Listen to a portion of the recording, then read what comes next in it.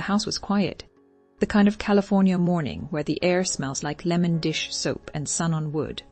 I was padding down the hallway with a mug of tea when I felt it, like the rooms were holding their breath. Nothing was wrong. Floor swept, counters cleared, picture frames straight as soldiers. And yet a heaviness, as if the walls had learned to whisper old stories all at once. It took me years to name it. It wasn't age, it wasn't mood, it was weight of things.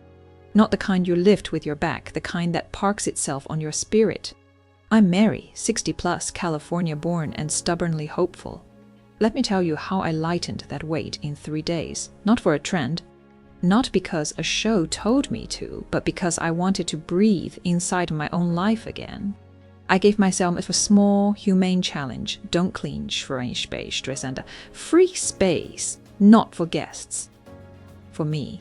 Here's the first trick that changed everything. I call it hand on heart. You walk up to any item, mug, cardigan, stack of magazines, and you put your palm to your chest, right over that steady beat.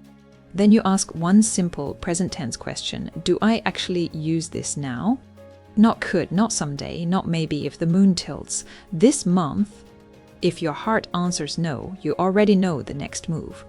I started in the kitchen and almost laughed at myself. 5 graters, 3 bottle openers. A pot I hadn't touched in a decade, once beloved, yes, threaded with memories. Sure, but my memories don't live in a cupboard. They live in me. Everything I hadn't used in 6 months went into a single box.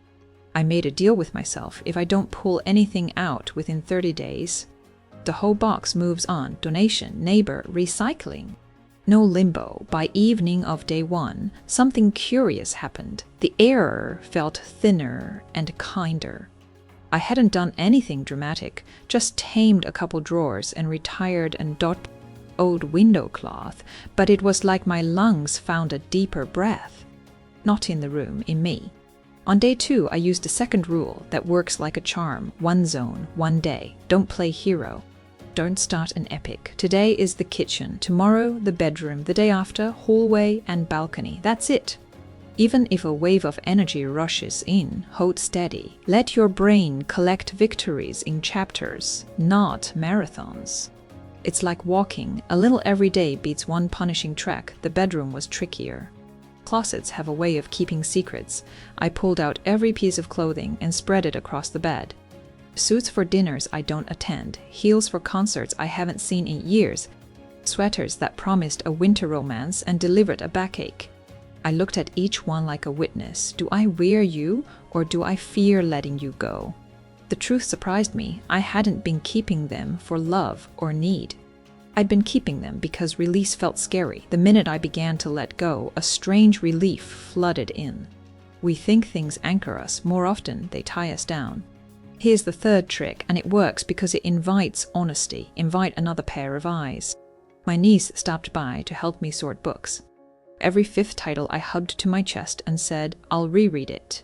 She waited, then asked so gently it disarmed me. Do you want to reread it, or do you just not want to say goodbye? That landed. Some books gave me everything they had, wisdom when I needed it, company on hard nights. They were ready for their next reader. By the end of day 2, I had 4 bags: discard, donate, cabin, skadurage, doesrage, and decide later. That last one matters. Not everything demands a verdict in the same hour, but it does deserve a deadline. A week, maybe 2, then decide for good, step by step. The rooms began to breathe, and I breathed with them. I didn't become a new person. I didn't reboot my whole life.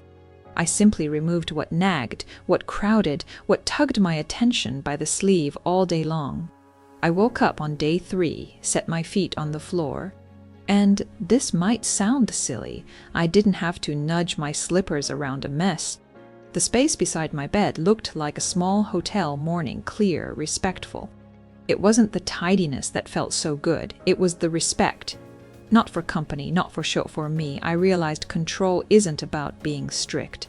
It's about choosing what gets to live with you. Before we go further, take a second and let me know you're here.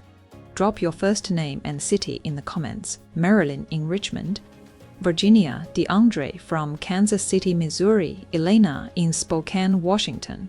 I love seeing our little map fill in. Makes this feel like a porch conversation across the country. There was a fourth lesson that struck like a spark. I stepped onto my balcony, the famous encase zone. Empty boxes from old gadgets, jars that might hold a miracle someday, mystery cables that probably belong to a flip phone. I stood with my coffee and asked myself, what am I storing here? Hope, fear, or just procrastination? Then I did a brave, ordinary thing. I grabbed a trash bag and filled it with everything I couldn't name a purpose for. No guilt, no what if. Just this question, does it help me live better or does it get in the way? In an hour, the balcony held a chair, a throw, and a single box of true essentials. That night, I sat out there and felt the sky more than the ceiling, free. Not because the square footage changed, but because I did. The space was mine again. And then the deepest shift arrived. I saw the connection between my shelves and my heart. If I was hoarding just in case in my home, where else was I doing it? Old grudges tucked on a mental ledge, expectations of others, folded and saved for later. Clearing a house isn't only about cabinets, it's about cleaning the air inside your chest. So I tried one more kindness, nothing fancy, just a beautiful motion, put good things back into circulation. Some items shouldn't be trashed, not because we're weak, but because they still hold life. I packed warm coats for a community center, donated books to a library that welcomes them, handed my old radio to the neighbor down the hall, his face lit up like a kid's. I wanted one of these when I was young, he said. That's when I understood letting go isn't losing. It's letting things keep doing their job. Stuff is energy. Energy. If it moves, it gives. If it stagnates, it weighs. Set it in motion, and light finds its way back in. Not magic, just respect for yourself, for others, for the home that holds you. The next day, I noticed I wasn't just tidier, I was different. I stopped postponing calls, stopped shoving small tasks to the corners of tomorrow. It was as if the trash bags carried out a little fog from my head too. Mornings felt friendlier. I even walked to the farmer's market for fresh napkins because I wanted to, not because I needed to. That want is precious. Want says I'm alive to my life. Here's something I learned walking through these rooms. Saying goodbye is rarely the painful part. The hardest part is starting. After the first bag, after the first donation, your shoulders know the way. One invisible backpack after another slides off. In those 3 days, I didn't just clean. I reminded myself I still have power, I still have choice, and I absolutely have the right to live in a space that comforts me. It doesn't have to be fancy, it has to be free. A few days after my little marathon, a quiet shifted inside, not a jolt of energy, more like a gentle buoyancy, the feeling of not carrying what wasn't mine anymore. I sat with tea, watching morning light crawl across the floor, and for the first time in a long time, nothing interfered. When a home holds fewer things, you notice how much light you have, not because you changed a bulb, but because your attention isn't snagging on clutter. The mind unclenches, thought clears. I didn't expect that. I started a cleanup and got a reset. If you try this, promise me one thing. Don't overthink it. Don't go hunting for deep philosophy. Throw one thing away, then another. Let your body learn that this is not about loss, it's about release. The insight arrives on its own, like sunlight inching across a wall, and it doesn't stop with shelves. On the fourth morning, I sorted old letters, deleted hundreds of photos from my phone, the blurry duplicates we keep just in case, emptied a file drawer of expired paperwork, tossed a notebook of phone numbers that hadn't mattered in a decade. Sounds small, but the silence it gave my brain, huge. With the excess gone, old worries loosened their grip. Trust go? I realized I don't need that much to be okay. I can live with what I have, present and enough. This might be the biggest discovery of all. We don't weaken with age, we overload. With duties, with memories, with objects. Strip back what's extra and you'll find the strength you thought you'd lost has been waiting under the pile. I woke easier. I wanted to use my hands again. I cleaned up my little workbench, the drawer where I fix small things. I hadn't touched it in years, certain I didn't have it in me. But once it was clear, I felt that old spark to mend and tinker. Not because I had to, but because it's fun. Who knew donating a broken umbrella and an ancient iron could hand me back a little appetite for life? By the end of those 3 days, one truth felt solid in my chest. Living in a clear home isn't about perfection. It's about dignity. It's about saying I deserve to live in a space that feels kind. Doesn't matter if it's a house, a one-bedroom, or a dorm-sized room. What matters is the peace it lends you when the door closes. And if you're thinking, Mary, I'm too tired for a cleanup, hear me, this isn't a chore, it's care. Care for your tomorrow, care for your thoughts, a way to hand yourself back some clarity.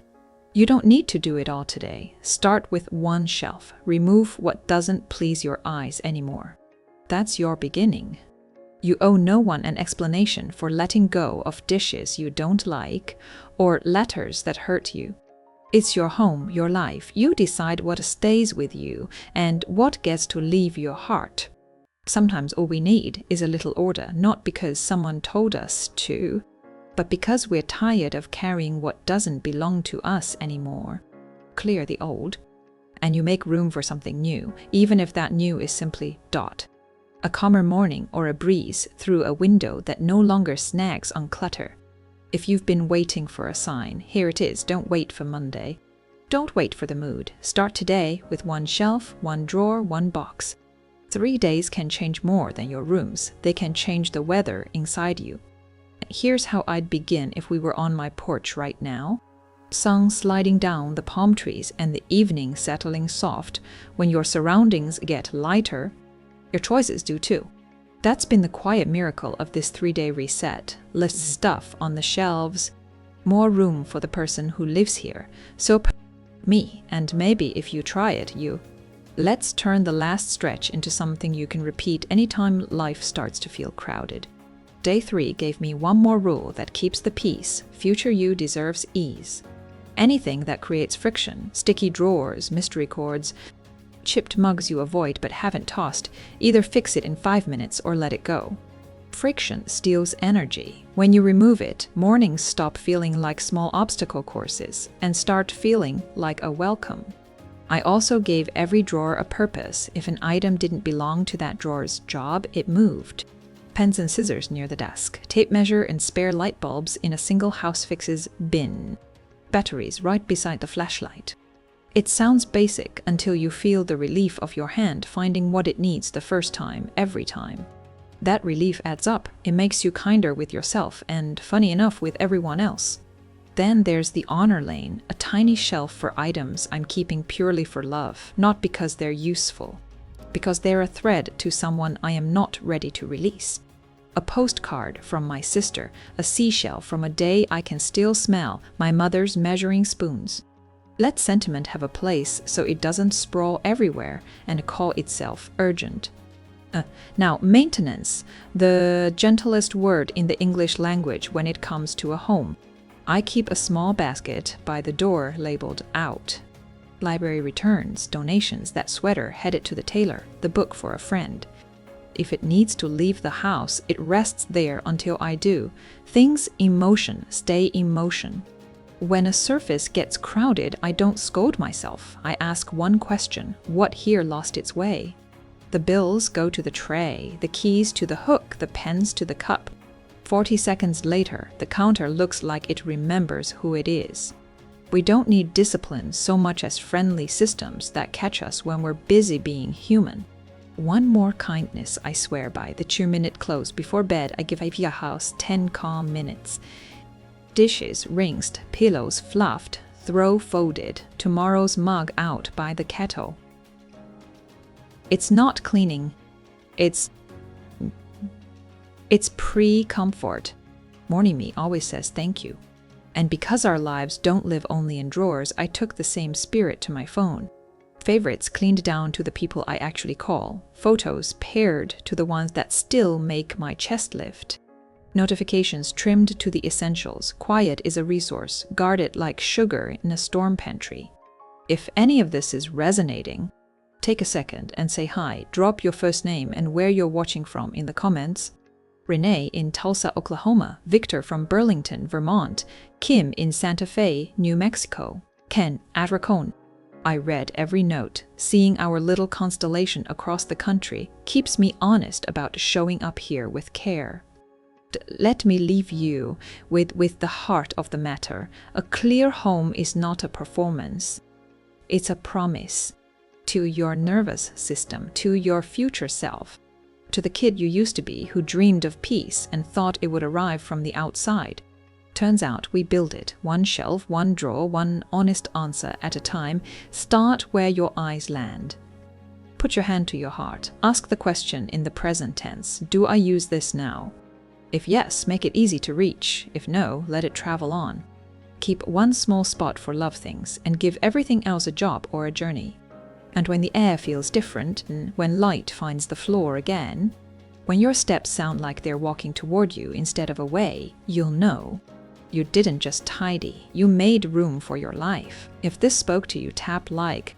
Subscribe if you don't want to miss the next videos on calm closets, kind routines, and homes that heal quietly, steadily, beautifully. Take your 3 days. I'll be here on the porch, saving you a seat in the shade.